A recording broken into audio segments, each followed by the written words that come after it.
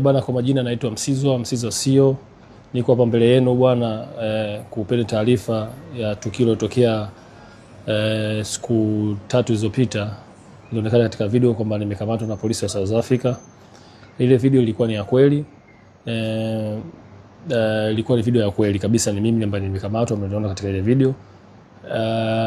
Kilichotokea pale kwamba mimi nilikuja kuwasupport ndugu zangu wanaotoka Afrika au vibana watu wasi wenzangu wanaotoka Afrika Mashariki na nchi zingine, kuja kuwasupport kwa hiki kitendo ambacho kinafanyika ndani ya South Africa, kwamba wazawa wanawapiga wageni.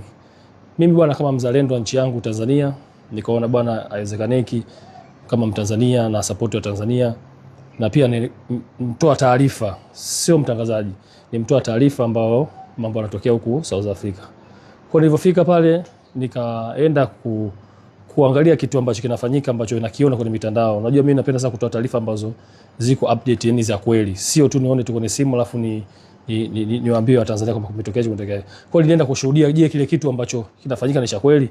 Nilienda pale, na nilivyoenda pale nikapokelewa, polisi wakanipokea vizuri, muone bwana, na ndugu zangu ambao nimeenda kuwaoje na kuwaona ambao walipigwa na tear gas.